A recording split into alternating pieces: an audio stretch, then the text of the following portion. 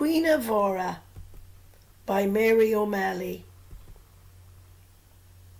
O'Malley was born in 1954 in Connemara, in the Gaeltacht, an Irish-speaking part of County Galway. She was educated in University College Galway. She lived in Portugal for 8 years and also lived in France. She now lives in County Galway in the Cullen Gaeltacht. She teaches in UCG. The background to the poem. O'Malley got the idea for this poem when she read the life of Joe Heaney, a sean-nós traditional Irish singer who was born in Connemara. He left Connemara and moved to Glasgow, Scotland for work. He married Mary Connolly, whose family had also left Connemara and moved to Glasgow. They had 4 children, but their marriage wasn't happy because Joe spent long periods away from the family, working on building sites and singing in London in many parts of the UK. The persona, voice or speaker in this poem. In this poem, O'Malley imagines that Joe's wife Mary is talking to us and tells us about the hurt and pain she feels about falling in love with a man that does not bring her happiness. They were married for 6 years until Mary died of tuberculosis. Cruinne Mhaire, the title. The title means Mary's lament. A lament is a poem or song where the speaker is mourning the loss of a loved one who has died, who has gone away. Here the speaker, Mary, is mourning the loss of her husband who is always away working. Stanza 1. Why do we love men that are bad for us? Here the speaker, Joe Heaney's wife Mary, realizes she fell in love with a man that did not bring her happiness. A bad boy. Are we that weak? The speaker wonders why women are so weak when they meet a bad boy. Hardly the kisses. The speaker says that it is probably not the kisses of a bad boy that make women fall in love with them.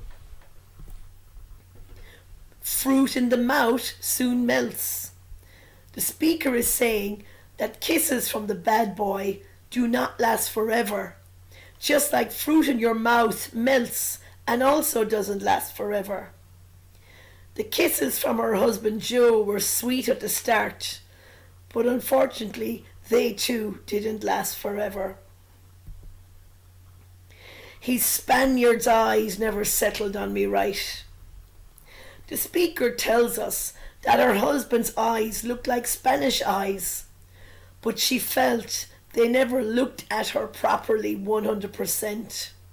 She feels he was less attracted to her than she was to him. But the mouth music lured me. She was attracted to his mouth music, his sean-nós traditional Irish singing. It lured me, it attracted me, it seduced me. Stanza 2. There was something old about his voice.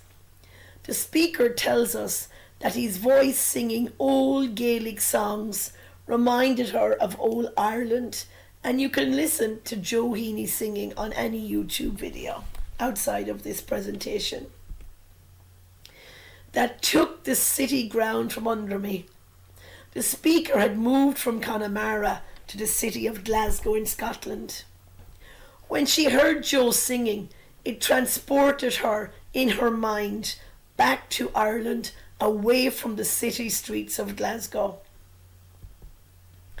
and brought little yellow shells. When she heard him sing, she remembered the little yellow seashells of Connemara, scattering up the back streets. When he sang, she imagined lots of Connemara seashells running up the streets of Glasgow. He made her feel like she was back home in Ireland. Oh, he was handsome though, like a stag. The speaker tells us Joe was good looking, like a male deer. Stanza 3.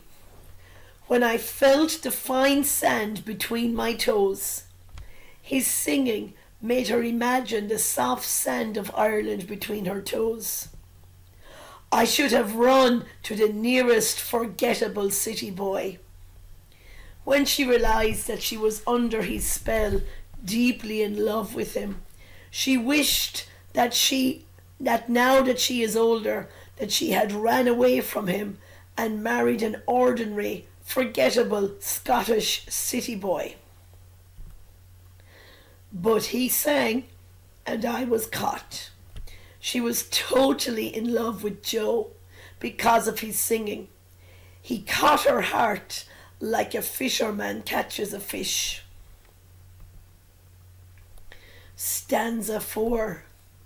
I listened as the hook eased in. The more she listened to him singing, the nearer the hook got to catching her, meaning the nearer he was getting to catching her heart. Listened for the blass he put in my name. She loved his blass, which is a Gaelic word for accent, and the way he said her name, Mary, with his Connemara accent. Until all I could hear was my own breath. When he said her name in his lovely Irish accent, it made her imagine she was listening to her own breathing, and it took her breath away. Like the tide in a cave, echoing, going out. When he said her name in his lovely Irish accent, it made her imagine she was listening to her own breath going out in a cave in Connemara, listening to the water going in and out. A simile is used here. And the children crying.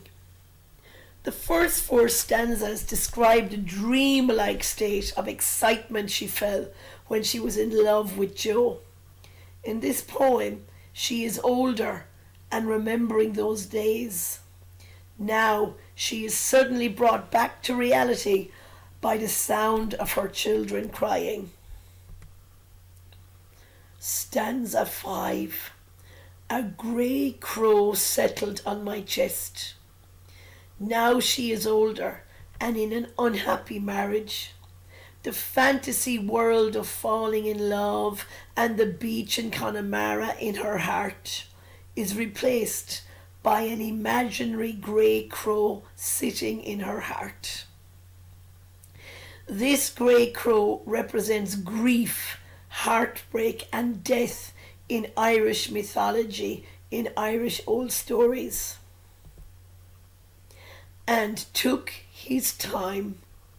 The grey crow, a metaphor for grief, loss and heartbreak, spent a long time in her heart. Her husband did not make her happy because he was always away from home, working on building sites and singing around the UK. The grey crow is also a metaphor for TB in her lungs. She actually died of tuberculosis after just 6 years of marriage. TB took its time in her body, as it is a slow death. A high price for a slow song. She is saying that she paid a high price, suffering and heartbreak, by falling in love with Joe's singing. A fadder at Ashbel.